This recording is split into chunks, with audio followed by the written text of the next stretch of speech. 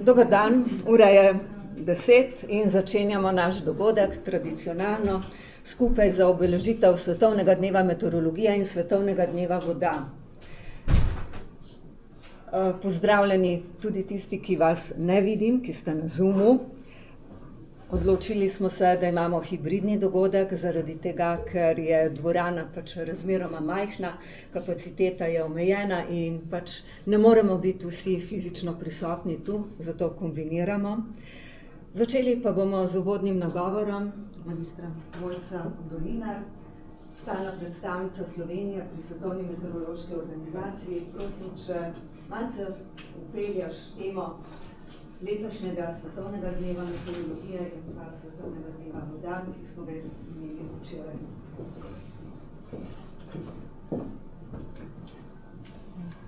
Hvala lepa, Tanja, za besedo. Drage sodelavke in sodelavci, hidrologi, meteorologi, spoštovani gosti, ki ste danes z nami tukaj v tej dvorani in vsi, ki nas spremljate danes preko spleta. Veliko veselje mi je, da vas lahko pozdravim na tem dogodku, ki ga na Agenciji za okolje že kar tradicionalno vsako leto pripravljamo skupaj s Slovenskim meteorološkim društvom ob obeležitvi Svetovnega dneva meteorologije in Svetovnega dneva voda. Ta dva dneva sta pravzaprav za nas strokovnjake praznik. Praznik stroke, ko je priložnost, da se lahko malo ustavimo v tem hitrem svetu, pogledamo, kaj smo dosegli in predvsem, kakšna je naša vloga v tej zelo hitro se razvijajoči se družbi. Namreč, kaj ta družba pričakuje od nas, ker naše poslanstvo je, da služimo družbi. Združeni narodi za dan voda in Svetovna meteorološka organizacija za Svetovni dan meteorologije vsako leto pripravljata vodilne teme, s katerimi skušata osvetliti tiste najbolj pereče izzive obeh strok. Letošnja tema Svetovnega dneva voda nas opominja, da je voda izjemno pomemben naravni vir. V teh vedno bolj zaostrovanih razmerah zaradi podnebnih sprememb celo pridobiva na svoji vrednosti. Ima pa tudi zelo velik vpliv na vprašanje družbene pravičnosti, vsaj če gledamo to globalno. Če pogledamo po Slovenijo, vidimo, da smo zelo bogati s tem naravnim virom. Slovenija še vedno velja za zelo dobro namočeno državo. Zaradi zaostrovanja podnebnih sprememb pa se tudi v Sloveniji srečujemo z mnogimi izzivi, predvsem z obema hidrološkima ekstremoma, na eni strani suše, na drugi strani poplave. Ob tem pa ostaja še vedno zelo pomembno tudi vprašanje kakovosti voda. In v vseh teh izzivih je zelo pomembno, da so vse institucije, ki se na kakršenkoli način ukvarjamo z vodami, povezujemo med sabo, izmenjujemo informacije, izmenjujemo znanje. Tako tiste institucije, ki spremljamo vodne razmere, jih napovedujemo, kot tiste institucije, ki z vodo upravljajo in jo uporabljajo. Svetovni dan meteorologije pa letos v ospredje postavlja podatke, meritve. S tem se je pravzaprav vse začelo, se je začela razvijati meteorološka stroka. Tiste prve sistematične meritve na slovenskem ozemlju segajo že v davno sredino 19. stoletja in od takrat se je meteorološka stroka res zelo, zelo razvila. In v posameznih momentih v tem razvoju se je celo kazalo, da bodo meritve izgubile tisti najbolj pomemben pomen, ne. Ampak se je vedno sproti izkazalo, da so pomembne. To se je zgodilo recimo ob razcvetu numeričnih modelov ali pa, ko so začele satelitske slike ali satelitske meritve dobivati velik pomen. Ampak vsakič sproti je izkazalo, da so prizemne meritve izjemno pomembne. In to velja tudi danes, ob hitrem razvoju umetne inteligence, ne, v zadnjih letih. Kaže se, da ima umetna inteligenca zelo velik potencial v obeh strokah, tako meteorologiji kot hidrologiji, ampak zopet brez kvalitetnih, primerljivih, standardiziranih meritev praktično se tudi Modeli umetne inteligence ne morejo dobro naučiti, da bi dali dobre rezultate. Vsaka vremenska napoved, ki jo danes jemljemo zelo samoumevno, temelji na ogromni količini podatkov. Zelo pomembna je pa tudi mednarodna izmenjava teh podatkov. In to zelo lepo povzema letošnji slogan: opazujmo danes, pa zaščitimo jutri. Namreč na podlagi opazovanj nastanejo tako vremenske napovedi, kot tudi projekcije podnebnih sprememb, ki nas oboji pomagajo zaščititi pred temi neljubimi ekstremnimi vremenskimi pojavi in tudi ostalimi vplivi podnebnih sprememb. In prav pri zagotavljanju teh kakovostnih, standardiziranih, primerljivih meritev, predvsem pridzemnih meritev, imajo državne meteorološke službe izjemen, ali pa lahko rečemo tudi ključen pomen. Pa naj bodo to velike ali pa majhne, kot je na primer naša. Ker to je področje, ki ga ne more pokriti niti te velike regionalne službe, niti globalne korporacije, ki na posameznih področjih že vstopajo na prostor hidrologije in meteorologije. Zdaj, za boljši pogled v obe letošnji temi smo v nadaljevanju pripravili kar nekaj predstavitev, ki verjamem, da boste v njih našli veliko zanimivega. Zato vam želim prijetno poslušanje, kolegom hidrologom in meteorologom pa lepo praznovanje. Hvala lepa in lep dan vam želim.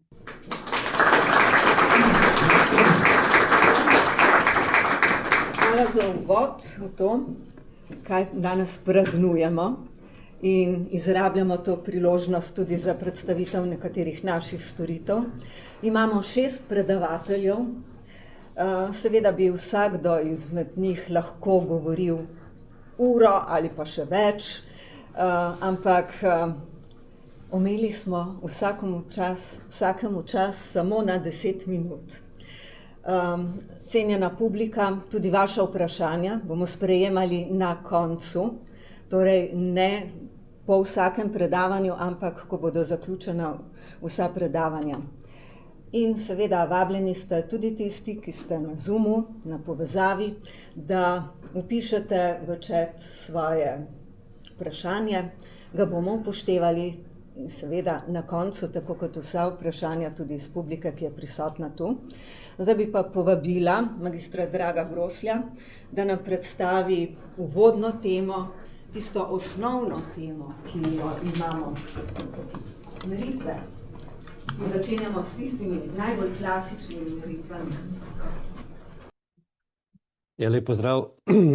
Izjemno zadovoljstvo mi je, da je ta tema letošnjega dneva meteorologije in dneva voda ravno opazovanja. Namreč mi pod termom opazovanja smatramo ne samo opazovanja z pomočjo nekih samodejnih avtomatskih naprav, ampak tudi manualna opazovanja, tako da to je skladno z vodili tudi Svetovne meteorološke organizacije. In danes za uvodno predavanje vam bom nekje poskušal predstaviti obseg in vsebine merilne mreže Agencije za okolje na področju meteorologije, hidrologije, pa tudi deloma kakovosti zraka, ki jo upravljamo na Agenciji za okolje.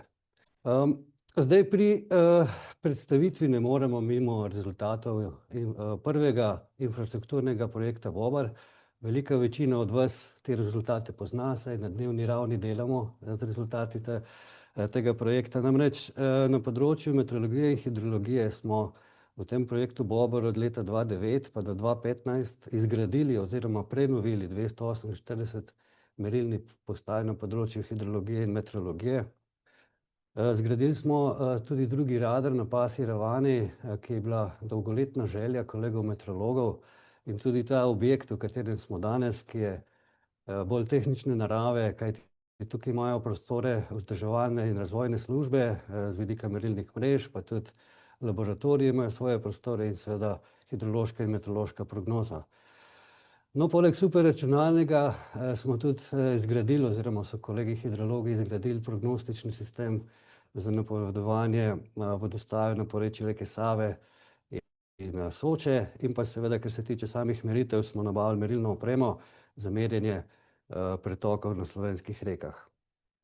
Zdaj moram reči, da ta projekt Bober je predstavljal nek skokovit napredek v razvoju infrastrukture službe, saj do tega projekta smo nekje z lastnimi viri uspeli prenoviti 1, 2, mogoče 3 postaje na letni ravni. Boste videli pol v grafu izplenov oziroma merjenih podatkov, je to predstavljalo res skokovit razvoj. No, temu je že relativno kmalu sledil nov kohezijski projekt Synica, ki je bil namenjen predvsem meritvam parametrov kakovosti zraka. Zgradili smo 23 postaj, od tega jih je 13 oziroma 13 od njih vsebuje meritve anorganskih plinov in pa meritev delcev. Poleg tega imamo pa še 10 postaj, tako imenovanih mini postaj, kjer se ukvarjamo z meritvami delcev PM10 in PM2,5. Zdaj, kakšno je stanje dan današnji z vidika opazovanja, ki ga izvajamo na Agenciji za okolje? Moram tukaj povedati, da seizmologija ni vključena, ker je tudi upravljanje seizmološko merilno mrežo nekje v drugem uradu. Na področju meteorologije imamo 112 postaj, od tega jih je velika večina bilo prenovljenih ali pa izgrajenih v projektu Bober. Imamo pa še nekaj postaj starejšega tipa, ki jih bomo pa nadgradili v bodočnosti. Na hidrologiji površinskih voda imamo skoraj 150 merilnih postaj tipa Bober, poleg še nekih starejših tipov merilnih postaj in seveda kontrolne meritve, tedenske kontrolne meritve se izvajajo z preko 100 honorarnih opazovalcev. Na podzemnih vodah smo 1/3 merilne mreže posodobili v projektu Bober, imamo pa kar 90 postaj starejšega tipa Eltra, ki pa nam podatke prenašajo enkrat na dan za celoten dan za nazaj. Na področju kakovosti zraka je že omenjenih 23 postaj, od tega so tudi 2 mobilni. Imamo pa na Kredarci 7 dni na teden manualna opazovanja skupaj z Slovensko vojsko. In tudi tukaj na sedežu Arsa občasno opravljamo tudi opazovanja. Vsi vemo, ali pa večina od vas veste, da Arso upravlja tudi z meteorološko podporo na slovenskih letališčih. Imamo 4 letališča v Sloveniji in na vseh teh letališčih z izjemo Cerkelj je tudi naša infrastruktura, ki zagotavlja bolj specifične meritve, kot so vidnost in višina baze oblakov na teh slovenskih letališčih. Smo tudi pomorska država, kar pomeni, da imamo 2 boji v naši lasti. Ena boja je last Morske biološke postaje in seveda tudi tam pridobivamo podatke. Imamo high frequency, visokofrekvenčni radar in tudi 2 mareografske postaji. Zdaj, kar se tiče daljinskega opazovanja, bo kolega Luka v nadaljnjem predavanju vas s tem spoznal. Moram pa tudi omeniti, da na naši merilni mreži gostuje tudi merilna mreža Uprave Republike Slovenije za jedrsko varnost, kjer merijo ionizirano sevanje, s tem, da podatkovni tok ni več vezan v našo bazo, ampak gre direktno do te Uprave za jedrsko varnost. Zdaj, moram omeniti, da je skoraj 2/3 teh postaj ima status tako imenovanih referenčnih merilnih postaj, namreč predvsem temu vložku v našo merilno infrastrukturo smo hoteli na nek način zaščititi ta merilne postaje in glede na določila zakona o Državni hidrološki, meteorološki, oceanografski in seizmološki službi spadajo med referenčne postaje tiste postaje, ki izpolnjujejo kriterije glede reprezentativnosti, glede dolgotrajnosti niza in glede stvarnopravnih pravic na teh postajah.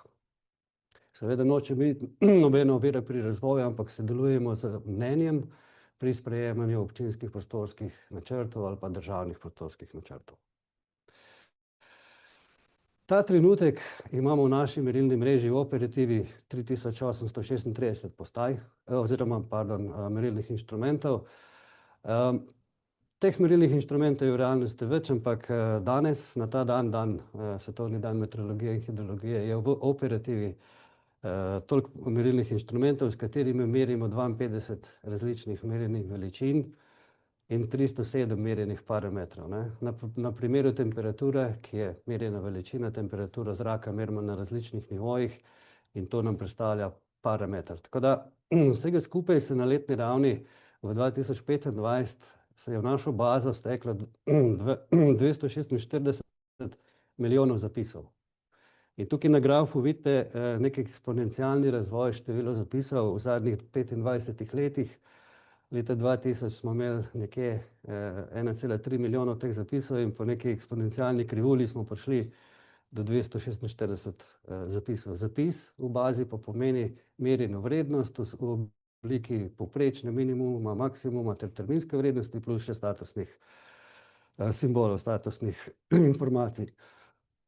Se pravičujem. No in tukaj vidimo na tem grafu nekje dve prelomni točki. Ena prelomna točka je bila po implementaciji projekta Bober, druga prelomna točka, hvala lepa, je bila pa po implementaciji projekta Sinica in se nam je seveda tam v teh točkah, v teh letih bistveno povečalo število meritev, ki jih seveda naši kolegi, meteorologi, hidrologi in ostali s pridom uporabljajo pri svojih storitvah in pri obveščanju splošne in strokovne javnosti. Zdaj tukaj imamo geografsko predstavitev meteoroloških merilnih postaj. Vidite tudi dva radarja v oranžni barvi in če temu dodamo še 201 merilno postajo na površinskih vodah in približno 150 merilnih postaj na podzemnih vodah, dobimo celotnost in tudi 23 merilnih postaj na področju parametrov kakovosti zraka, dobimo celotno sliko meteorološkega merilnih sistemov Agencije za okolje. Zdaj, če bi lahko malo neskromno izjavili, da ARSO v bistvu upravlja z eno od največjih merilnih sistemov v Sloveniji, zlasti, če vzamemo v obzir tudi geografsko porazdelitev teh merilnih postaj. Velika večina od vas pozna projekt Bober in na začetku tega projekta Bober smo se na Agenciji za okolje odločili, da bomo sami razvili meteorološko ali pa hidrološko merilno postajo.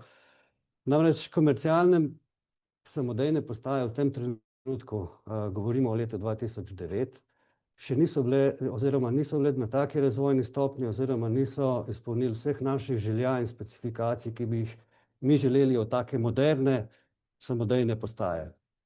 No in pomembno je poudariti, da so te moderne samodejne postaje, imamo enako topologijo na vseh segmentih merilnih mrež. To pomeni na meteorologiji, na hidrologiji in tudi na področju kakovosti zraka, kar nam bistveno olajša upravljanje, bistveno nam olajša odpravo napak v okvirih, v katerih smo. Zdaj jedro ene take samodejne postaje predstavlja industrijski računalnik, ki deluje na Linux osnovi, na komunikacijski vmesnik pa priključimo merilne inštrumente in ta trenutek danes imamo 284 različnih merilnih inštrumentov oziroma različnih tipov merilnih inštrumentov, ki jih pridobimo od 88 različnih proizvajalcev. Tako da je kar disperzija različnosti je pri nas v merilnih sistemih kar velika. In kar je ena od glavnih prednosti take merilne postaje je, da uporabljamo moderne komunikacijske internetne protokole za dostop do večine merilnih inštrumentov. Poleg tega imamo zgrajeno na nivoju merilnih sistemov tudi metabaza podatkov oziroma metapodatki, to so podatki o samih merilnih inštrumentih. Vsaka od teh merilnih postaj nam dejansko omogoča lokalno shranjevanje podatkov do enega meseca. Predvsem je pa ključno, da sami obvladujemo programsko kodo in seveda lahko iz centra tukaj v Ljubljani distribuiramo razne nadgradnje programske kode do vseh merilnih postaj. Kot vi veste, da v okviru Agencije za okolje deluje tudi umerjevalni laboratorij, ki je eden od osnovnih stebrov integralnega sistema zagotavljanja kakovosti podatkov iz merilnih mrež. Je bil eden od prvih laboratorijev v Sloveniji, ki se je akreditiral po standardu 17025 in sicer 6. No in danes imamo oziroma izvajajo kolegi akreditirane kalibracije termometrov, vlagomerov, barometrov in ker smo agencija tudi analizatorjev za anorganske pline.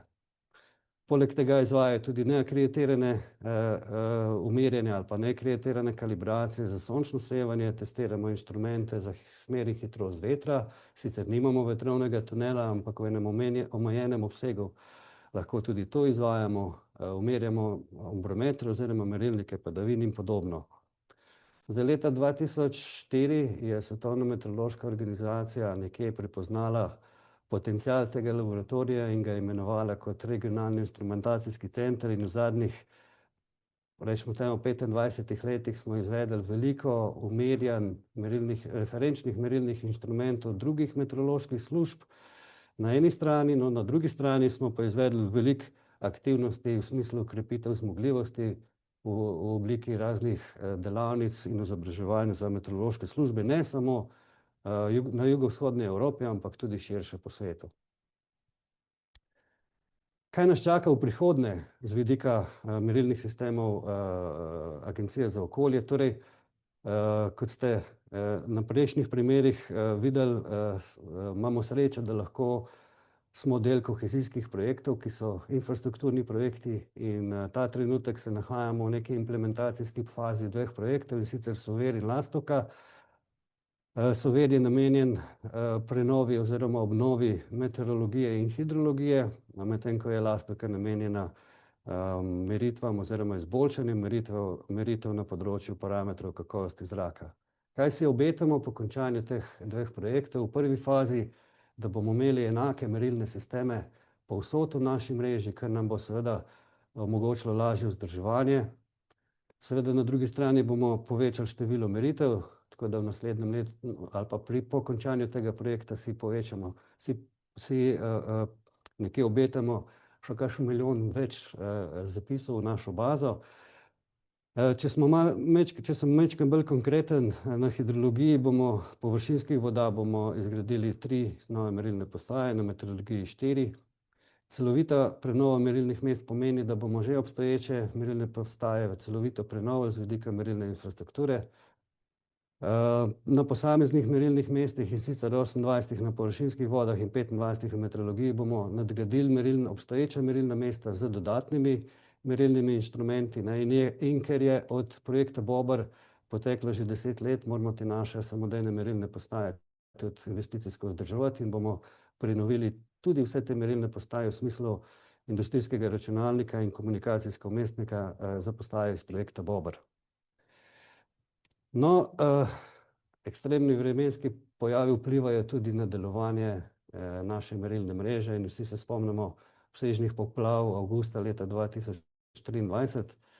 Zdaj, ocena naša je bila, da je naša merilna mreža v Sloveniji delovala relativno stabilno, seveda je pa prišlo v teh epicentrih poplav prišlo do močnega uničenja naših merilnih postaj, no 2 od njih jih je pa visoka voda dejansko odplavila. Kar nekaj časa in energije smo posvetili sanaciji vseh teh merilnih postaj, no in na začetku leta 2025 smo pa vrnili v bistvu stanje naših merilnih postaj v prvotno stanje, z izjemo merilne postaje Črnuče-Sava, ki bo nadgrajena v projektu Sover. Toliko za občutek o obsegu merilne mreže, s katerim se ARSO ukvarja. Moram še to na koncu povedati, da ocenjujem, da imamo moderno infrastrukturo na merilni mreži, ker zasledujemo tudi vse moderne tehnologije pri dostopu podatkov, pri podatkovnih poteh, pri zagotavljanju kvalitetnih podatkov Agencije za okolje. Hvala lepa za vašo pozornost.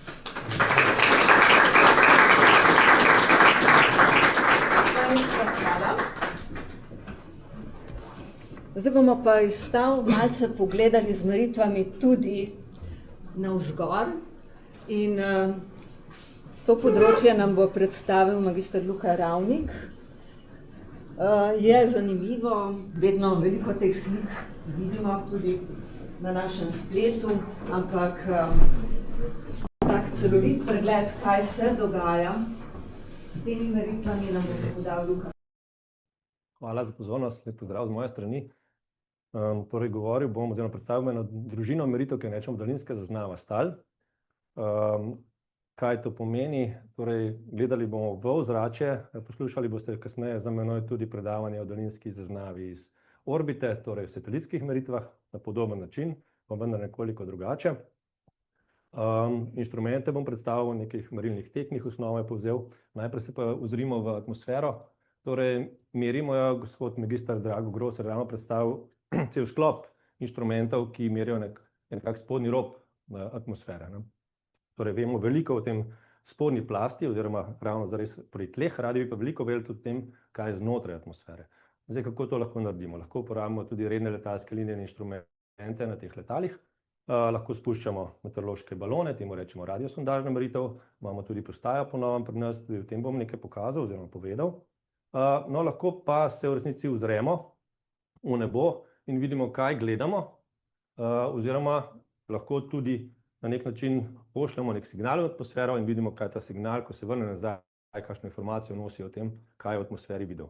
Torej, temu rečemo lahko na eni strani pasivno opazovanje nadaljavo ali pa aktivno. Ravno kar ste priča predavanju v bistvu nadaljavo, preko zvoka in ušes in preko svetlobe in oči, se ravno kar daljinsko zaznavamo. Zdaj, en primer takega aktivnega prenosa signala skozi ozračje, oziroma primer merilnika, ko pošlje signal, ta signal na svoji poti potem sreča oziroma je občutljiv na razne delce. Tukaj lahko govorimo o nekih kaplevinskih delcih, ali so to padavine, ali so to oblačne kapljice, ali je to megla, ali so to kristalčki, ali so to neke plasti aerosolov. In vse to ta signal vidi, občutljiv je lahko tudi na nihanja v temperaturi oziroma v gostoti zraka. In to informacija je nekako naložena v tem signalu, ki se potem vrne v sprejemnik. In ob analizah tega signala potem zvemo nadaljavo, dejansko sklepamo o tem, kakšno je stanje v atmosferi, v smislu strukture in pa lahko tudi dinamike. Zdaj, same oblačne plasti oziroma goste plasti nekih kapljic predstavljajo lahko tudi oviro, predvsem za optične merilnike.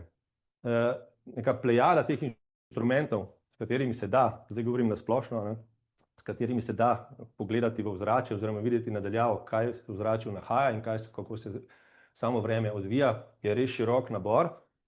Imena teh inštrumentov so raznolika, nekako govorijo o tem, kakšno vrsto signala uporabljajo, ali je to nek akustični signal, predvsem je veliko inštrumentov, ki delujejo v elektromagnetnem spektru, na različnih področjih tega elektromagnetnega spektra in posledično tudi targetirajo oziroma gledajo oziroma so občutljivi na različne tarče v ozračju. Tukaj vidimo vse od nekih radioakustičnih inštrumentov, vidite, da so tudi sama dimenzija inštrumentov zelo raznolika. Govorimo o nekih manjših, lahko rečemo temu škatlah, prikolicah, na pol prenosnih izvedbah, pa radar kot večji inštrument in objekt, ki imajo pogled dejansko v volumen atmosfere. Zdaj, iz teh meritev in analize potem lahko pridemo do nekih potekov, nekih znanih spremenljivk po višinah, z neko določeno resolucijo in negotovostjo, tako neko plastovitost aerosolov v ozračju, temperature, vlage in drugih plinov posredno, tekoče vode in podobno.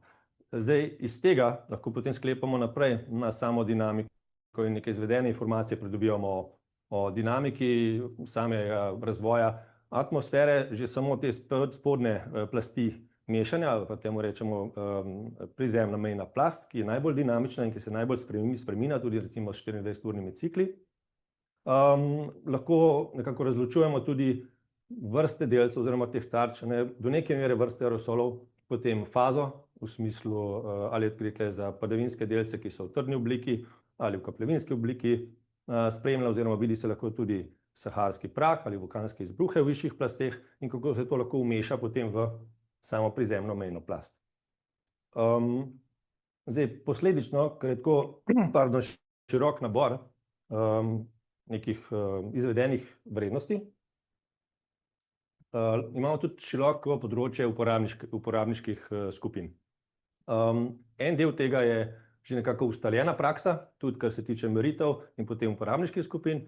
Nekatere stvari so pa dokaj nove in so še na pol razvoju oziroma prehodu v operativo. Tako prognoza vremena, kakovost zraka, ki je tukaj tudi zelo pomemben uporabnik teh meritev, letalstvo in pa ne nazadnje v zadnjem času tudi numerično napovedovanje vremena za res kratkoročno obdobje. Tukaj so se izkazale te meritve na fini časovni skali, namreč te meritve lahko izvajamo praktično na 5 do 10 minut. in to je zelo drugače kot pa recimo neka radiosondažna meritev, ki se izvaja največ dvakrat na dan. In tukaj se je izkazalo to kot dobro sodelovanje oziroma izmenjava med meteorološkimi modeli na kratkoročnem terminu in pa temi inštrumenti. Zdaj, kaj pa imamo konkretno na Agenciji za okolje? Imamo 2 vremenska radarja, ki jo vsi zelo dobro poznate in ki jo verjetno najbolj spremljate, in to najbolj spremljen produkt, verjetno tista animacija, ki jo vsi gledate, ali vas bo ujel dež oziroma nevihta. Eden v zahodni Sloveniji, eden v vzhodni Sloveniji. Potem imamo radioakustični merilni sistem, tukaj imamo 2 merilna sistema. Optične merilnike, ki merijo lahko po eni strani stratifikacijo oziroma plastovitost, neke delce, lahko tudi padavinske ali pa aerosole v ozračju in kako so porazdeljeni in nekako odražajo potem posredno tudi dinamiko, ki se izvaja oziroma dogaja v tem ozračju. Po drugi strani pa z optičnimi inštrumenti lahko merimo tudi profil vetra po višini. Te skupini nekako inštrumentov, lahko rečemo podskupina daljinske zaznave tal, so rečemo vertikalni profilerji.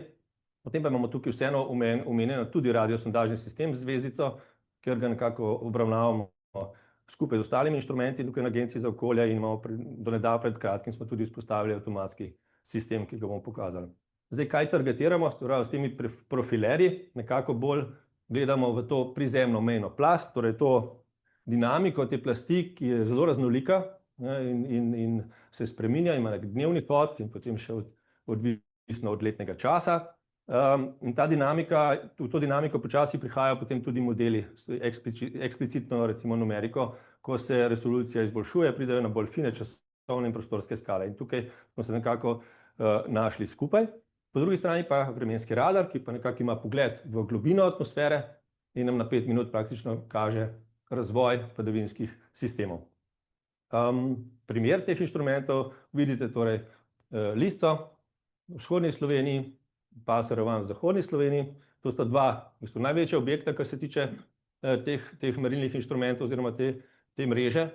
Lahko povem, da je Lisca v prenovi in tukaj bo prišel nov, najsodobnejši vremenski radar in tudi objekt, ki bo posodobljen in bo precej dvignil tudi kakovost meritev in tudi produktov, ki jih bomo lahko zagotavljali uporabnikom. In tudi skupaj bo potem bolj kompatibilen s samim radarjem, ki je novejši na pasji ravni. Potem pa imamo tukaj inštrumente za vertikalne profile. Tole je primer radioakustičnega merilnega sistema, ki mu rečemo SODA-RAS. V tem imenu se skriva tako zvok kot radijski signal, ki je v kombinaciji z radijskimi antenami in zvočniki, ki so tukaj not skriti, lahko meri nadaljavo posredno meritve profil vetra ali pa temperature. Za primer, tukaj doseg teh inštrumentov, recimo tega konkretnega inštrumenta, nekje do 500-600 metrov nad tlemi. Potem imamo pa razne optične inštrumente, ki pa po eni strani lahko samo v vertikali svetijo, so to aktivni inštrumenti, gledajo ta sipan signal in z tega dobimo informacijo o plastovitosti ali pa nekaj pojavnikih tarč in tudi posredno dinamika, ki se odraža preko teh plastovitosti v ozračju. No, tale inštrument pa lahko izpostavim, to je pa vetrovni lider, optični. Tale se pa ravnokar, verjetno upam, da že, pelje proti planici. To je neka pilotski projekt, kjer bomo eksperimentalno uporabili inštrument daljinske zaznave v kompleksnem terenu alpskega sveta oziroma doline, skupaj z tudi naprednejšimi modeli, ki so tudi eksperimentalni, še numerični in na zelo fini časovni skali. In to je v bistvu gledano tako z našega raziskovalno aplikativnega stališča, kot podpora tako velikemu nacionalnemu dogodku, kot je sedaj v Planici. Tole je primer radiosondažne postaje, ponovno ne spuščamo več ročno, ampak z avtomatskim sistemom. To pa je sonda za primer, to je to, kar je privezano na balon in s svojimi tipali leti skozi atmosfero in potem pomeri profil ozračja. Zdaj, primer, kako se sondaža pa vremenski radar dopolnjujeta. Radiosondaža je za prognostika, recimo v dežurnem službi, pomemben vir informacij, kakšen je potencialna energija za razvoj nevihtnih sistemov, ponavadi potem sredi dneva oziroma popoldanskem času, čisto aplikacija, bom rekel, na poletni čas. Vremenski radar je pa tisti, ki potem, če se manifestirajo te nevihte, dejansko te nevihte potem vidi, zazna, že nekaj prvi razvoj in potem dinamiko spremlja oziroma časovni cikel razvoja teh neviht in nas opozarja. Zdaj pa samo še nekaj, bom rekel, bolj primerov slik, torej vremenskega radarja. Tukaj lahko izpostavim, da bomo potem s posodobitvijo vremenskih radarjev oziroma mreže vremenskih radarjev imeli tudi večji vpogled v klasifikacijo tarč. Torej nekaj več bomo lahko povedali tudi o fazi tarč, a govorimo o kamplevinskih fazah oziroma o trdnih fazah in se bodo tudi iz tega dali kakšne napredne produkte za podporo javnosti narediti. Potem imamo tu radioakustični sistem, tukaj vidite raznolikost dinamika dosega, čas je po X osi, tole je primer tiste izrazite hladne fronte, spomladi 2024, prehod, jugozahodni veter, z barvo je označena temperatura in zelo ostra meja in prehod potem obrat v vzhodnik in močna ohladitev. In to se potem lahko spremlja, kako se ta vremenske fronte, vremenski sistemi, kako vplivajo oziroma kako se ta proces odraži potem v teh prvih plasteh atmosfere. Podobno razkroj inverzij, recimo tipično za kakovost zraka, je to dobra podpora v zimskem času, ko imamo težave z dostikrat pojavom inverzije, lahko zelo plitvih inverzij, torej majhni volumni zraka, in kako se to odraža z razkrojem, recimo prehodom neke fronte, kar pomeni jugozahodni veter, ki je počasi ta hladen zrak preglodal do tal. Podobno prehodno dvig inverzije, se pravi po zimi močna inverzija, čez dan prehodno premešanje in pa potem zopet inverzija. To se lepo vidi v kombinaciji recimo z optičnim inštrumentom, ki sem ga prej kazal, ki kaže plastovitost atmosfere in tudi nekatere tarče. To je spet po X osi čas. Tukaj imamo recimo meglen signal, če temu tako rečem, nasičen signal optičnega inštrumenta, megla in potem, ko se to odpre, je pa posledica, vidimo v višinah en prehod, to so signal oblakov in nekih virk, padavin, ki ne pridejo do tal in zaznamo dejansko prehod neke vremenske motnje, ki je dejansko dovolj zaguncala, lahko rečemo, atmosfero, da je delno razkrojila tudi spodnjo plast in to se lepo vidi vzporedno tudi na radioakustičnem sistemu profila vetra in temperature, kako je prišlo do razkroja te močne hladne plasti in potem spet nazaj se zapirala. Podobno tudi tukaj zopet prehod motnje, odpiranje inverzije, te tenke plasti, v kateri smo potem noter, tukaj nekako prebivamo in ta volumen zelo povezan s tem, potem kakšna je kakovost zraka in kakšna je disperzija teh onesnaževal. Tudi podoben primer optičnega merilnika, tole bom pokazal še kasneje, boste videli, je pa plod mednarodne izmenjave merilne mreže. Nekaj v razvoju, med drugim napovedovanje, kratkoročno napovedovanje megle, tole sicer delajo Francozi, mi smo pa v stiku z njimi, tako da smo pridobili tudi primer za Ljubljano, torej napovedovanje nekje za pol ure do uro verjetnosti nastanka megle na podlagi informacij iz optičnega laserskega merilnika. Mednarodna združenja, oziroma naša vpetost in sodelovanje. Najbolj pomembno združenje je Evropske meteorološke službe oziroma Evropsko združenje meteoroloških služb nacionalnih. Tukaj smo v dveh programih, Opera za vremenske radarje in e-profile za profilerje vertikalne, potem pa imamo tukaj tudi pomembno udeležbo v delovni skupini strokovni za radiosondažo. Istočasno smo direktno navezani tudi na marsikatere službe oziroma nacionalne agencije, preko potem poznanstev na račun teh izmenjav in konferenc z ljudmi, ki delajo podobno področje in so strokovnjaki. Potem smo dodatno tudi v kakšnih projektih KOST zraven pridruženi in še druge specifični projekti oziroma mreža mednarodne, ki nam zagotavljajo na eni strani prenos znanja oziroma smo mi zraven kot manjša država blizu, recimo temu, razvoju, da vemo, kaj se dogaja pri velikih, kot so recimo Nemčija, Nizozemska, Francija, Anglija in tako naprej. Kaj iz tega izhaja na nivoju merilnih mrež, recimo to sodelovanje, plod sodelovanje, recimo panevropska merilna mreža takih optičnih merilnikov. Tukaj noter tudi mi izmenjujemo podatke in si lahko predstavljate, tukaj okoli 400 inštrumentov skupaj združenih, podobno tudi vertikalni profilerji za veter in še druga nekako zgodba iz programa Opera, se pravi kompozit vremenskih radarjev. To je plod tega sodelovanja mednarodnega in upam, da bomo tako naprej tudi ostalo in da bomo še več znanja pridobili in razvijali to področje naprej. Hvala.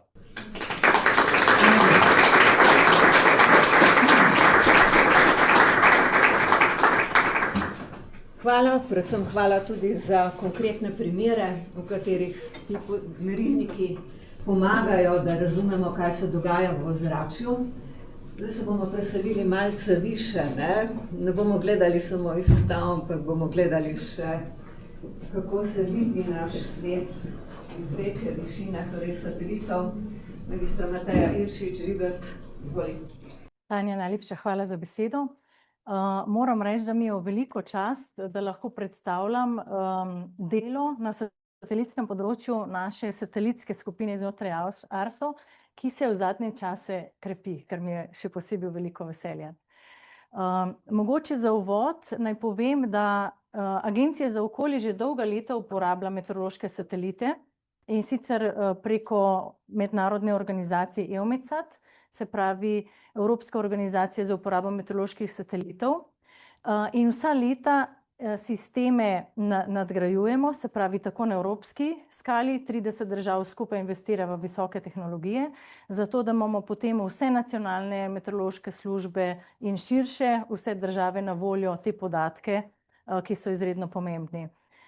V zadnjem času je bil en poseben preboj, in sicer EUMETSAT ima 6 večjih satelitskih programov, od tega je en geostacionarni, in sicer generacija Meteosat, in lansko leto recimo je postala 3. generacija meteoroloških satelitov operativna, kar pomeni, da smo naredili en velik skok v zadnjih letih, kar se tiče dostopa do podatkov, osveženosti, same kvalitete meritev.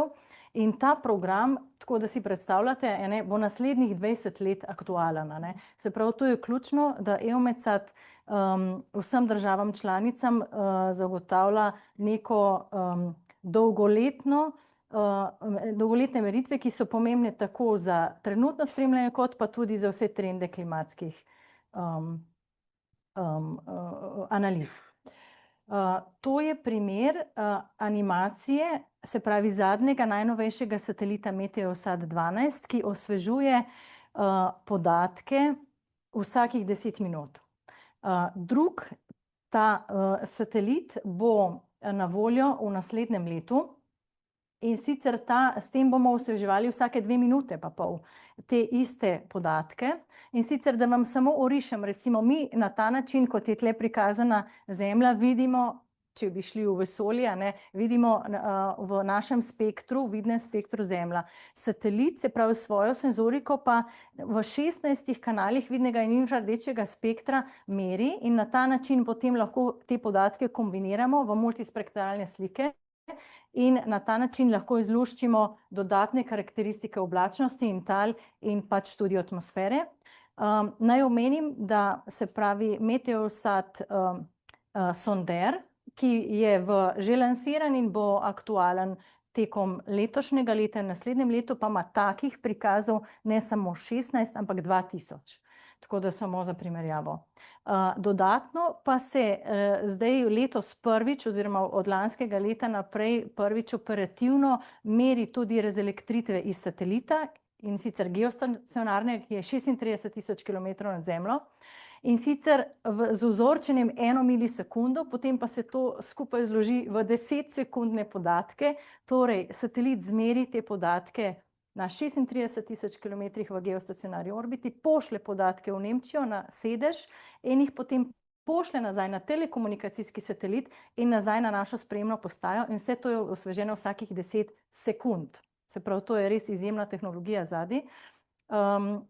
In v bistvu vsi ti podatki so na razpolago našim strokovnim službam in se bodo tudi nadgrajevale. Tukaj je mogoče en prikaz, kako kombiniramo imager, se pravi satelitsko sliko oblačnosti v sivinah z meritvami razelektritev v rumenih odtenkih.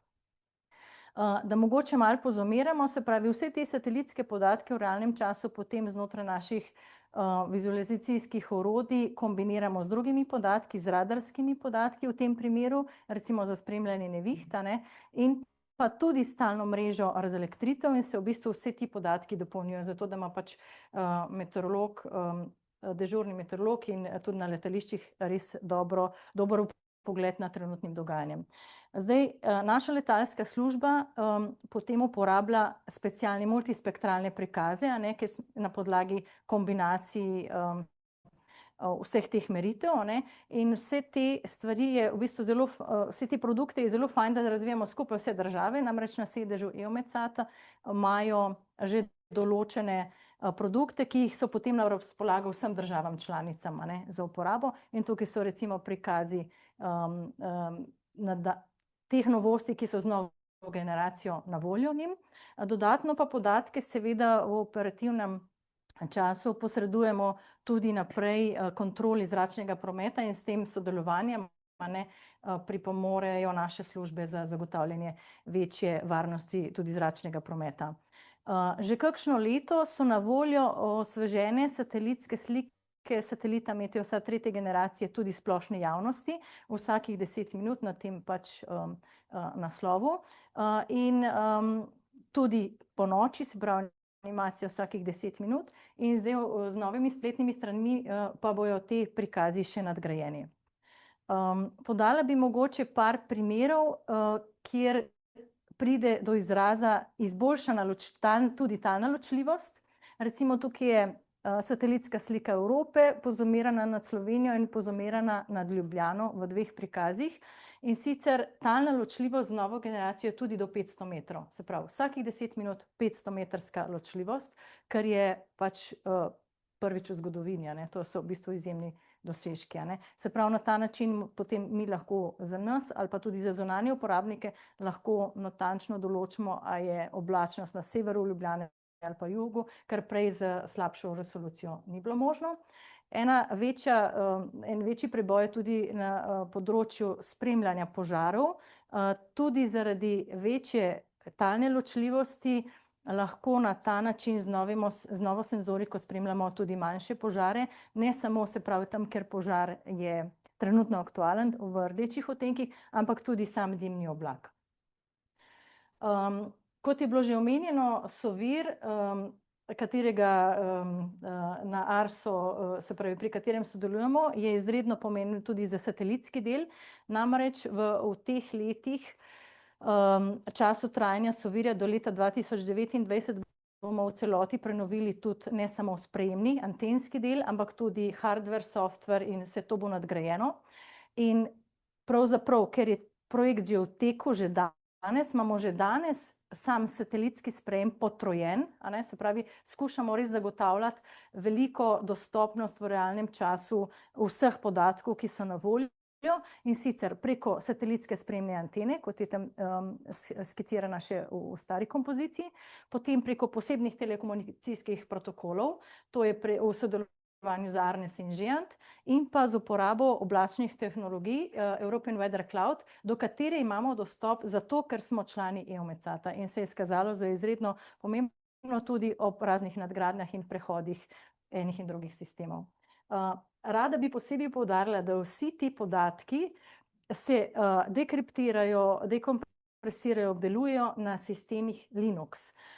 In namreč na ta način zagotavljamo še večjo stabilnost in tudi nadzorni sistem delovanja vsega tega je natančno določen in na teh serverjih poteka več licenc, zato da dejansko tako pogoste podatke lahko dostavljamo pravočasno in zanesljivo strokovnim službam znotraj ARSA. Recimo mogoče tle je našteto, kdo vse te podatke uporablja.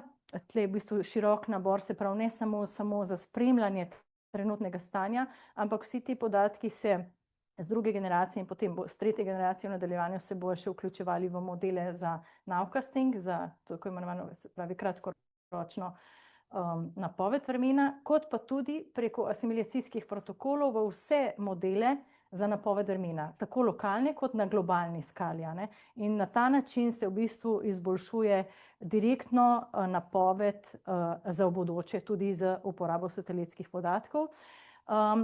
Se pravi, zagotavljanje varnosti letalskega prometa smo že omenili, kako na ta način satelitski podatki pripomorejo, in pa te podatke seveda posredujemo tudi drugim notranjim in zunanjim uporabnikom. Recimo v zadnjem času se je vzpostavila testna platforma, ki je na voljo gasilcem, ki že tudi to tretjo generacijo lahko v realnem času spremljajo, in te prikazi se bojo pač tudi v nadaljevanju še nadgrajevali.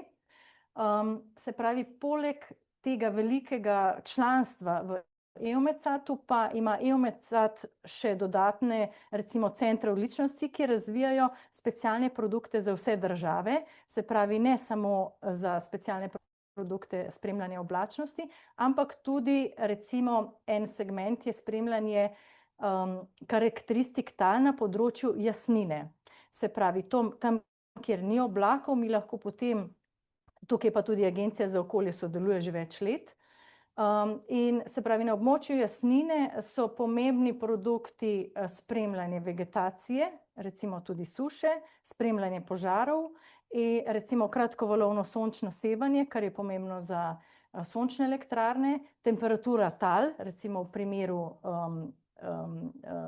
se pravi poleti, ko je zelo vroče, v primeru vročinskih valov, ne, in širše, no. In tukaj smo, Agencija za okolje skupaj z 8 državami sodelujemo tudi pri razvoju, podatki pa so seveda na razpolago širše. To bi bilo na kratko vse. In se zahvaljujem za vašo pozornost in se veselim, da bomo še v naslednjih letih nadgrajevali te sisteme tretje in druge generacije.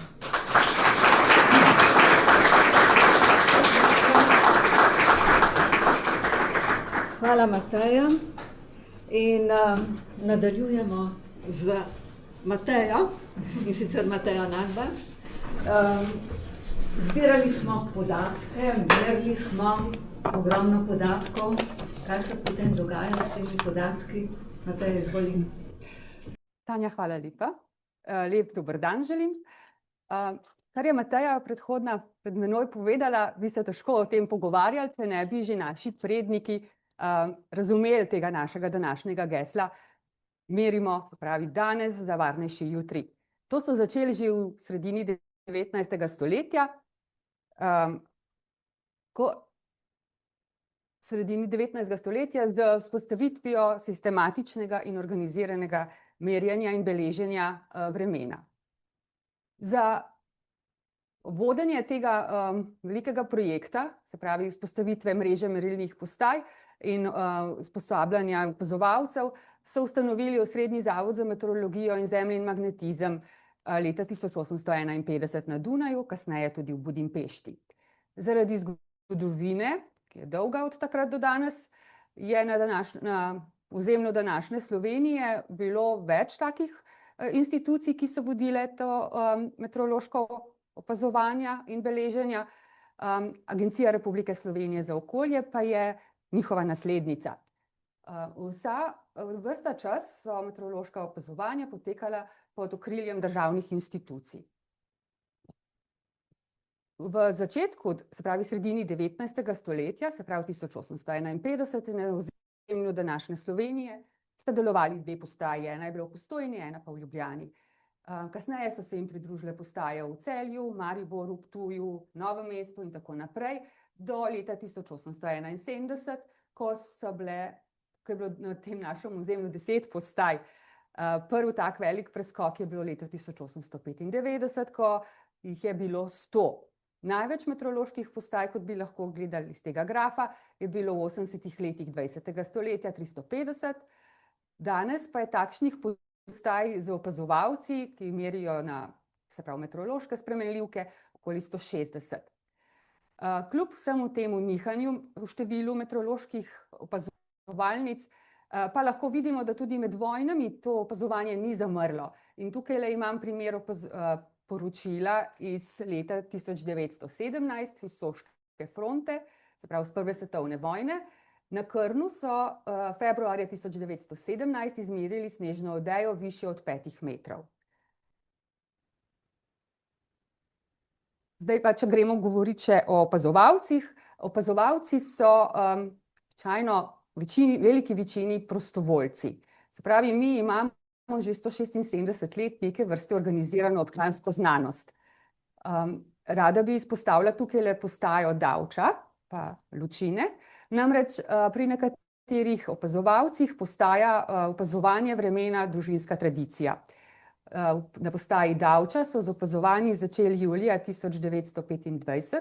Opazovali so tudi med drugo svetovno vojno. Tukaj imamo poročilo iz marca 1943. Štampiljka na njem je pa zelo zanimiva, ker govori o tem, da so prišli na poletni čas 29. marca, tako kot bomo tudi letos. Naslednja postaja je pa v Lučinah. Tle so pa začeli z opazovanji z majem 1926, o čemer pa tudi potrjuje tale evidenčni karton iz tistega obdobja. Opazovalci svoje opazovanja beležijo na poročilih. Poročila so arhivsko gradivo, hranimo ga v arhivu Agencije za okolje, pa tudi v arhivu Republike Slovenije. Nekaj teh naših poročil je pa hranjenih še vedno v tujini zaradi zgodovinskih razlogov, ker je pač tak razvoj zgodovine bil na našem ozemlju. Se pravi, nekaj poročil je lahko ostalo na Dunaju, Trstu, Benetkah, Celovcu, Beogradu, tako da ta poročila pa bi želeli še poiskati v sodelovanju s tamkajšnjimi meteorološkimi organizacijami. Po vrstah poročil imamo lahko najbolj preprosta poročila, to so padavinska, tukaj na telem robu, na njem lahko imamo samo zabeležke o višini padavin in višini snežne odeje ter atmosferskih ali vremenskih pojavih, do najbolj kompleksnih poročil z glavnih postaj, kjer se meri najobsežnejša nabor meteoroloških spremenljivk, lahko tudi vsako uro. Potem imamo tukaj klimatološka, fenološka poročila. Tudi diagrami mehanskih instrumentov so iz teh zgodovinskih časov. To so mehanski instrumenti, so spremljali razne meteorološke spremenljivke in na trak izrisovali njihov potek čez dan. Primer, tukaj imamo tamle pluviogram. Pluviogram prikazuje potek višine padavin čez dan. Primer je vzet iz postaje Knežke Ravne iz 18. septembra 2007. V sredini traku so zelo zgoščene črte, kar pomeni, da je v sredini dneva padlo zelo močno, bilo obilno neurje, naliv, in je v 3 urah padlo 190 mm padavin, kar je več, kot je v povprečju pade padavin v Ljubljani. V 12 urah je padlo več kot 300 mm padavin, kar je povzročilo obilne poplave v Železnikih takrat, če se jih še spomnimo, ne? Na poročilih lahko podobimo podatke o višini padavin, snežne odeje, temperaturi zraka, zračnem tlaku, vlažnosti zraka, hitrosti in jakosti in smeri vetra, vidnosti, oblačnosti, trajanju sončnega obsevanja, vremenskih pojavih, kot so nevihta, slana in rosa, stanje tal, temperaturi tal na različnih globinah, fenoloških fazah rastlin, se pravi, obilico podatkov imamo zbranih že od 1850 do danes. Te podatki so od leta 1948 do danes tudi dosegljivi v digitalni obliki, jih imamo shranjene v digitalni bazi, dosegljivi so pa tudi v našem spletnem arhivu. Večina podatkov iz obdobja od 1850 do 1948 pa je še vedno le na papirnih poročilih. In to je tudi eden od razlogov, da smo se odločili za masovno digitizacijo poročil in podatkov. Drugi razlogi so tudi podnebne spremembe, se pravi povečano povpraševanje po zgodovinskih meteoroloških podatkih. To je prepoznala tudi Svetovna meteorološka organizacija in je izdala smernice za reševanje starih podatkov. Agencija kot javnopravna oseba pa mora tudi slediti Zakonu o varstvu dokumentarnega in arhivskega gradiva, kar tudi naša meteorološka poročila, kamor sodijo tudi naša meteorološka poročila. Z aprilom 2025 smo tako na Agenciji za okolje začeli s projektom digitizacija meteorološkega in hidrološkega arhivskega gradiva, e-hramba in s tem povezane storitve.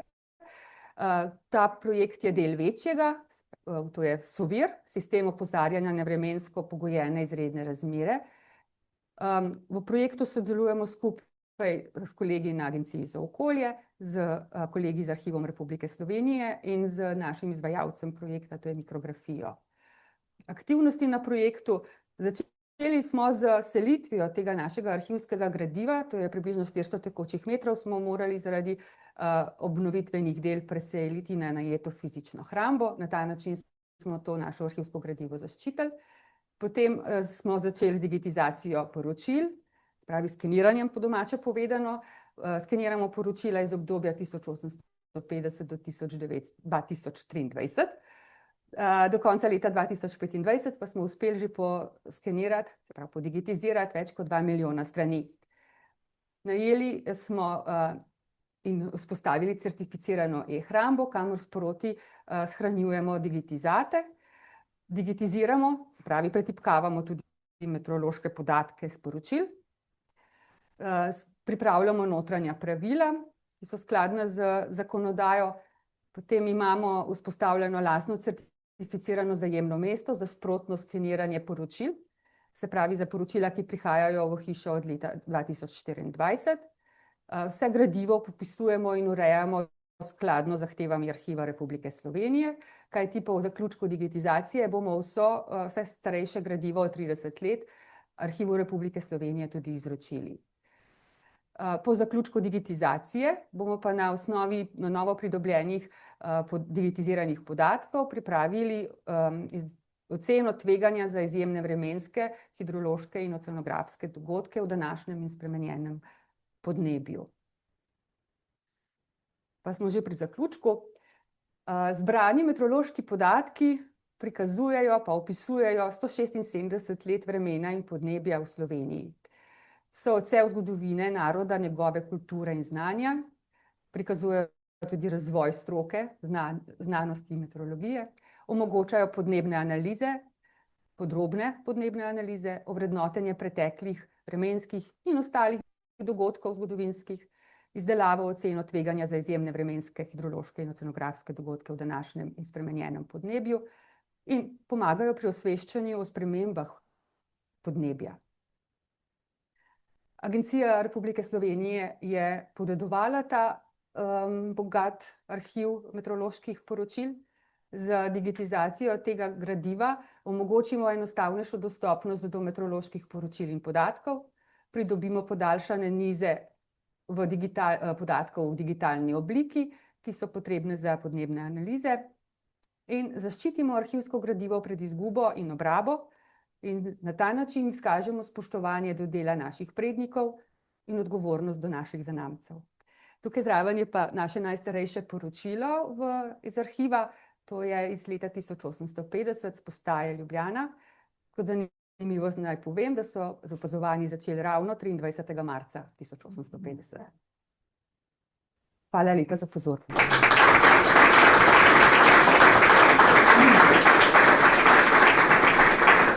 Hvala lepa, Nataja. Zdaj se bomo pa malce iz podatkov preselili proti storitvam, in sicer iz področja hidrologije. Andrej Golob, prosim. Hvala za besedo. Dragi gostje, drage sodelavke, dragi sodelavci. Agencija za okolje kot državna hidrološka in meteorološka služba na podlagi svojih nalog, svojih zakonodaje, svojih pristojnosti izvaja svoje naloge. In jaz se bom danes osredotočil na naloge obveščanja, opozarjanja, se pravi, da uporabnikom v najširšem pomenu, se pravi od strokovnih služb do javnosti, posredujemo različne informacije. Te informacije posredujemo stalno in preko različnih kanalov, ker seveda le na ta način lahko pravočasno in v dovolj širokem krogu dosežejo svoje uporabnike. Kar se tiče meritev in opazovanja, smo danes že slišali kar precej podrobnosti. Glede modelskih rezultatov in produktov velja omeniti, da napovedi vremena posredujemo na različne vizualizacijske načine, tako v točkovnem smislu kot v prostorskem smislu, ravno tako preko različnih načinov. No, v osredju današnje moje predstavitve pa bojo napovedi, opozorila in pa te operativne informacije, ki jih v dežurni službi, dežurni prognostik na podlagi meritev, modelskih rezultatov in pa morda najpomembnejše na podlagi svojega znanja, na podlagi svojih izkušenj ovrednoti in jih potem posreduje preko pisnih sporočil, preko ustnih javljanj in na druge načine uporabnikom, se pravi javnosti in pa službam zaščite in reševanja.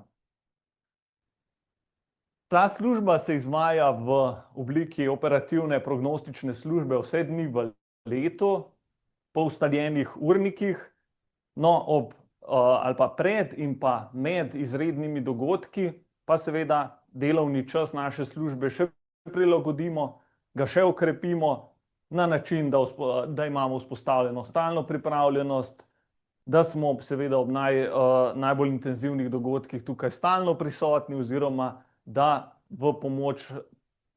nam v pomoč priskočijo tudi druge operativne službe, se pravi naši sodelavci iz nekoliko širših notranjih, se pravi organizacijskih enot, zato da lahko naše delo poteka nemoteno oziroma da če pride do kakšnih težav, da so te v najkrajšem času odpravljene. Se pravi, znotraj naše službe sistematično vsakodnevno spremljamo tako vremenske kot hidrološke razmere in pa razmere na morju v Sloveniji in pa v njeni bližnji ter nekoliko širši okolici.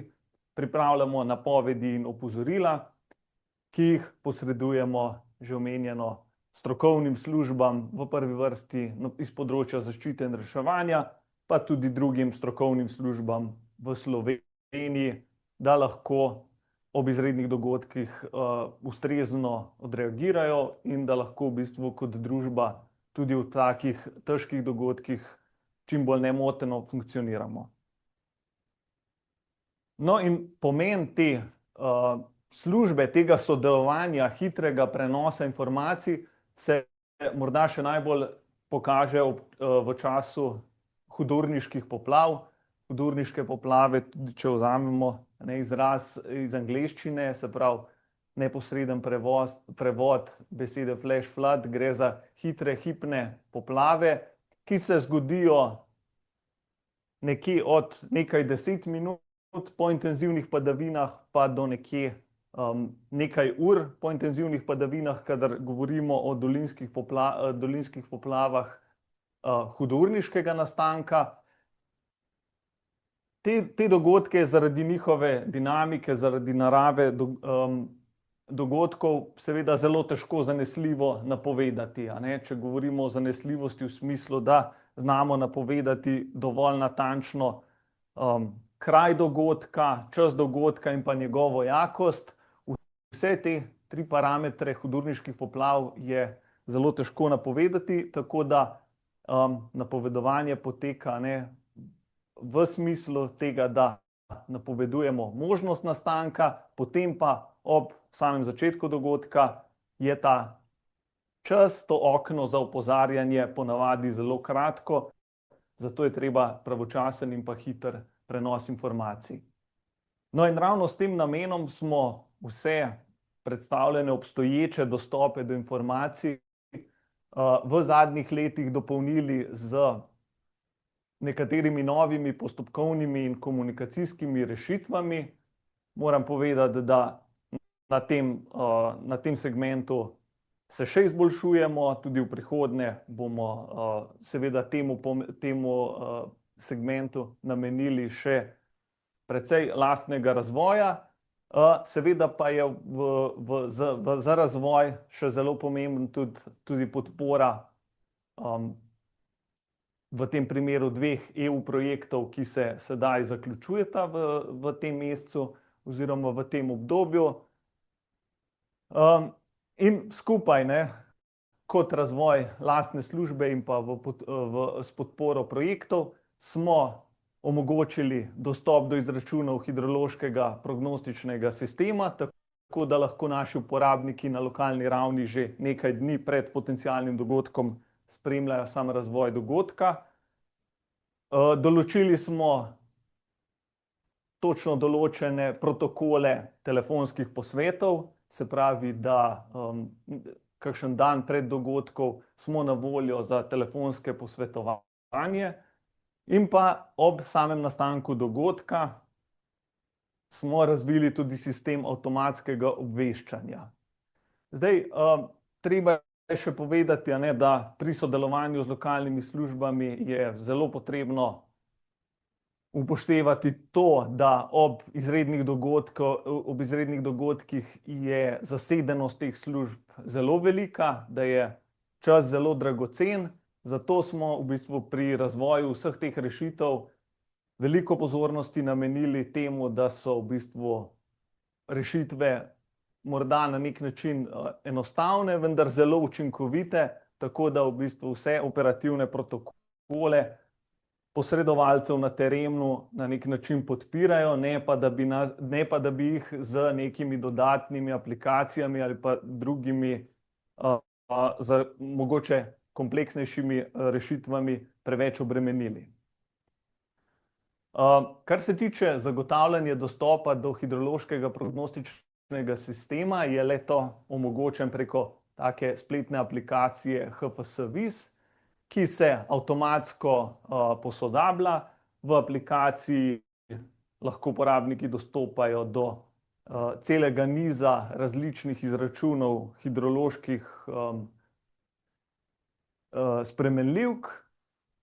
Sam pregledovalnik omogoča tudi pregled že izmerjenih pretokov in pa padavin in pa napovedanih količin za naprej, se pravi, gre res za uporabniku prijazno aplikacijo, dostopno tudi na mobilnih telefonih, tako da dostopna je stalno in kjerkoli, ne, če se spet vrnem na to, da smo s takimi rešitvami kar se da prijazni našim v bistvu uporabnikom, ki se tik pred ali pa med dogodki seveda velikokrat nahajajo na samem terenu. Kar se tiče zagotavljanja do tega dostopa, ki ga omogočamo tako službam na državni kot lokalni ravni, je morda bolj od teh pravno-formalnega vidika samega dostopa pomembno to, kar je tukaj zapisano v okvirju, se pravi, da gre to za orodje, ki vselej zahteva kritično presojo, vseeno gre za simulacije zelo kompleksnega naravnega okolja, dogajanja v ozračju, dogajanja nenazadnje na površju in pa v podzemlju tal in pa v slovenskih rekah. Tako da sama uporaba tega sistema zahteva določeno mero izobraževanja in na ta namen organiziramo tudi posebne posvete. V lanskem letu smo organizirali 3 velike posvete, na katere smo povabili predstavnike vseh občin. Potem pa smo v nadaljevanju preteklega leta in tudi že letos izvedli še nekaj manjših predavanj in na ta način načrtujemo, da bomo delovali tudi v prihodnje, sploh ko se bo v bistvu k samemu dostopu pridružilo še več uporabnikov. Arso je razvil tudi sistem avtomatskega obveščanja za pošiljanje SMS sporočil. Gre za sistem, ki takoj, ko določene merjene spremenljivke, bodisi gre za vodostaje ali pretoke rek, obilnejše padavine, presežejo pragove, pri katerih oziroma nad katerimi že lahko pride do potencialnih težav v okolju, avtomatsko pošlje SMS sporočilo. Namen takšnega sistema je neposredno avtomatsko obveščanje in pa seveda tudi, kot sem že omenil, prihranek dragocenega časa, se pravi, da je lahko odziv ob takih dogodkih čim hitrejši. V sklopu projekta Local Alliance smo omogočili dostop do tega sistema uporabnikom v Ljubljani in pa v njeni okolici. No, potem pa smo ta sistem preko projektnega sodelovanja razširili zaenkrat še na porečjih Sore in pa Vipave. Načrtujemo pa vzpostavitev po celotni državi, se pravi, da bi lahko na ta način podpirali sile zaščite in reševanja na lokalni ravni prav v vseh, se pravi, na ozemlju celotne Slovenije. No in morda čisto konkreten prikaz, kaj to pomeni za porečje Save, katere so postaje na tem območju. Vidimo, da je v samem porečju oziroma tik na njenem robu 11 meteoroloških postaj in kot že rečeno, ob zelo močnih padavinah, na katerikoli izmed teh postaj se že zgodijo. Sistem to zazna in avtomatsko obvesti uporabnike, za katero postajo gre in kako intenziven je bil ta dogodek izmerjen. Morda še poudarim, da potem sistem sporočil ne pošilja več, dokler ne pride do morda intenzivnejšega dogodka, se pravi, da se dogodek stopnjuje. Prav tako je v porečju Sore 5 avtomatskih hidroloških postaj in če pretok na katerikoli izmed teh postaj doseže določeno kritično vrednost, prav tako uporabniki prejmejo obvestilo. No, pa vendar, ker ob izrednih dogodkih lahko oziroma moramo v prvi vrsti poskrbeti sami zase, seveda nam bodo, če to potrebujemo, priskočile strokovne službe na pomoč. Mislim, da imamo v Sloveniji ta sistem izredno dobro razvit. Kot rečeno, pa je treba biti ozaveščen oziroma pripravljen na razmere,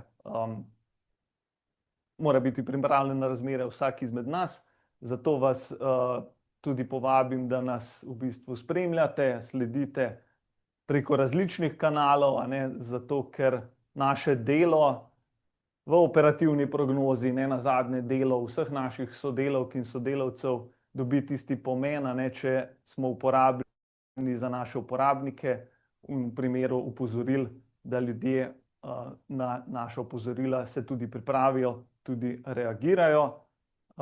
In za konec še tele QR kode, prek katerih lahko vidite, da nam res lahko sledite preko različnih kanalov, tako da vabljeni še enkrat. Hvala.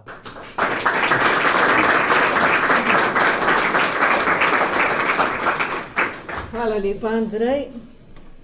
Zdaj pa še nekaj, kar čeprav bo ta teden zima še pomahala z repom, se približujemo poletju, pa bomo iskali osvežitev, ker vročinski valovi so vse bolj pogosti. Mateja Poje, magistra, bo nam povedala, kam se lahko gremo kopati. Ja, lepo pozdravljeni.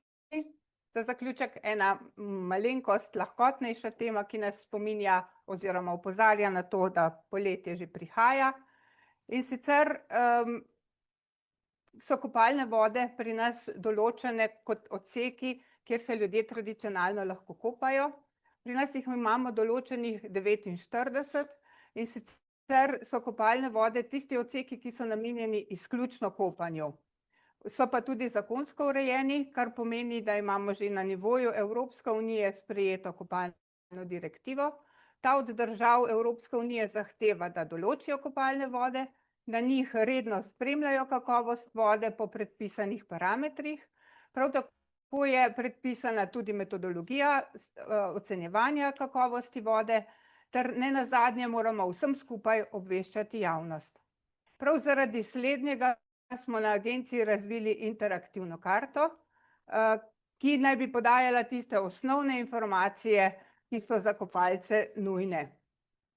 Kot sem že omenila, imamo pri nas 49 kopalnih voda določenih in sicer poleg 21 kopalnih voda na morju imamo določenih še 28 kopalnih voda na celinskih vodah in sicer na rekah Soča, Idrijca, Nadiža, Kolpa, Krka, na Bohinjskem, Blejskem jezeru in na Šobčevem bajerju. Zagotovo vas zanima, zakaj samo toliko. Vsako območje oziroma vsaka lokacija, kjer se ljudje kopajo, ne postane kopalna voda, pač pa si je država določila določene kriterije in sicer vam lahko naštejem samo nekatere. Do odseka, ki je kopalna voda, mora biti omogočen dostop po javni poti. Prav tako je eden od kriterijev tudi širina in dolžina brega in nenazadnje tudi število kopalcev. Kot kopalna voda je določeno tisto območje, ki ima vsaj 300 kopalcev 3-krat v kopalni sezoni. Na karti kopalnih voda smo poskušali kopalne vode nazorno prikazati in sicer so prikazane kot neke vrste poligon, ki omogoča kopanje. Vsaka kopalna voda ima določeno tudi vsaj eno merilno mesto. To merilno mesto je določeno tam, kjer je največje število kopalcev, oziroma tam, kjer je možnost onesnaženja največja.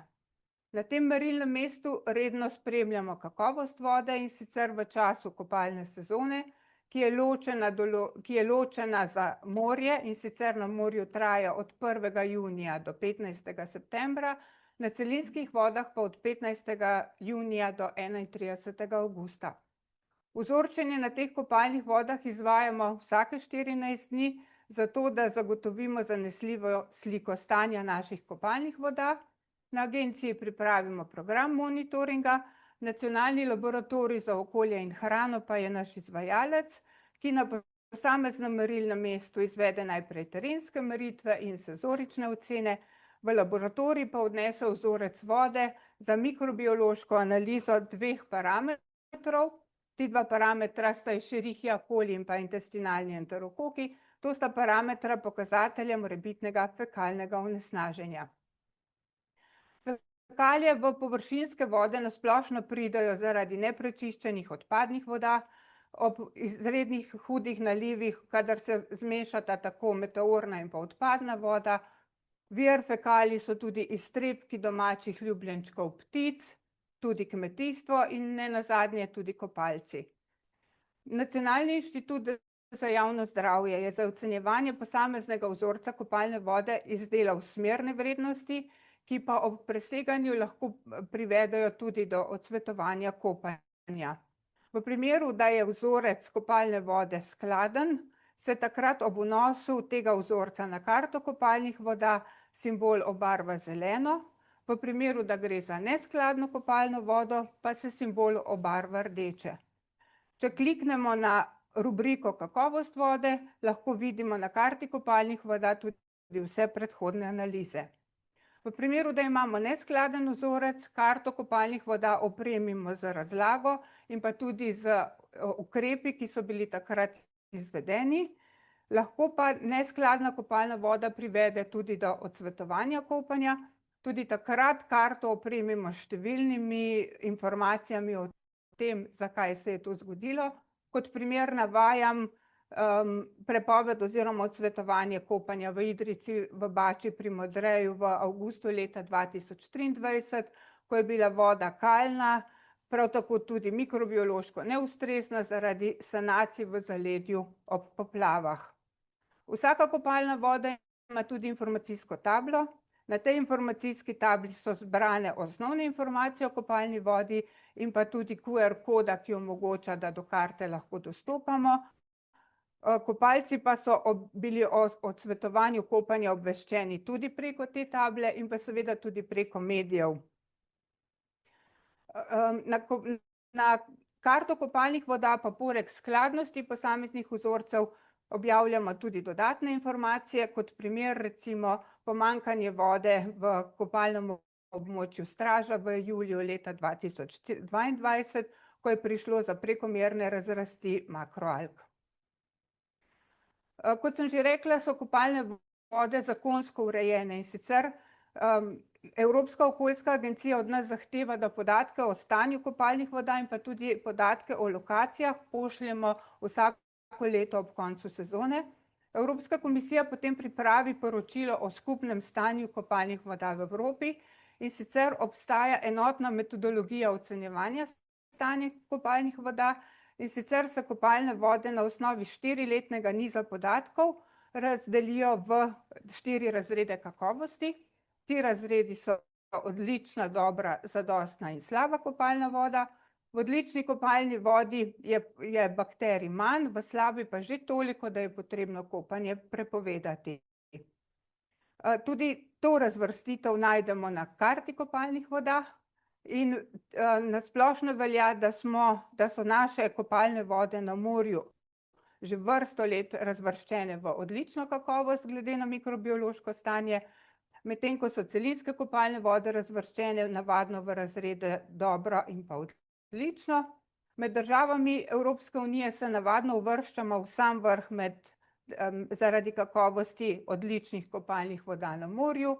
Smo pa tudi ena redkih držav, ki že vrsto let monitoring redno izvajamo in slabih kopalnih voda ne določamo. Karta kopalnih voda je iz leta v leto bolj obiskana. Tele številke mislim, da so dovolj nadzorne, seveda se ne moramo primerjati z obiskom spletnih strani naših vremenoslovcev, pa kljub temu. V letu 2024 je bilo v poletnem času na karti zabeleženih več kot 10.000 obiska, v letu 2025 pa že kar 16.000, kar pomeni, da že številka 130 obiskov na dan ni tako majhna. Je pa zanimivo, da je obisk karte kopalnih voda zelo visok, ko se ljudje odpravljajo na dopust oziroma ob koncu šole. Leta 2004 je bilo ob koncu junija obiska kar 700, leta 2025 pa že 1500. Lani smo poskusno na karto kopalnih voda objavili tudi možnost, da nam kopalci oziroma občani posredujejo dodatne komentarje, opažanja. Ta opažanja so predvsem zanimiva takrat, ko naše ekipe niso na terenu. V lanskem letu smo dobili komentarjev bolj malo, še ta so bila bolj osredotočena na to, zakaj posamezne lokacije niso kopalne vode, oziroma je bilo v lanskem letu v začetku sezone objavljena sprememba seznama, tako da so bila vprašanja v lanskem letu posvečena bolj tej tematiki. Je pa to možnost, ki se jo seveda da izkoristiti. Za konec še informacija, kje je karta kopalnih voda objavljena, to pa zaradi tega, da jo boste s pridom uporabljali tudi v letošnjem letu. Karta kopalnih voda je objavljena na spletni strani agencije, na njo se navezujejo tudi druge državne inštitucije. Do karte kopalnih voda pa, kot sem že rekla, lahko pridemo tudi na posamezni kopalni vodi sami, in sicer imamo tam postavljene informacijske table, kjer so QR kode, preko teh QR kod lahko z uporabo mobilnega telefona pridemo tudi do informacij na karti kopalnih voda. Karta za letošnje leto je pripravljena. Prvi podatki bojo na karti objavljeni konec maja, v začetku junija, in vabljeni, da nam sledite. Hvala.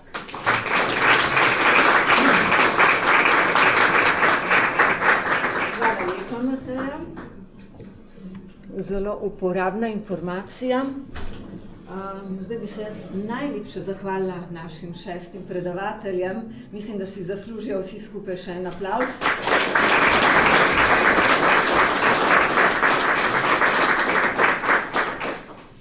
Torej, to je bil dogodek ob Svetovnem dnevu voda in Svetovnem dnevu meteorologije. Hvala, da ste z nami, da se poveselite z nami, da se srečamo, da izmenjamo informacije.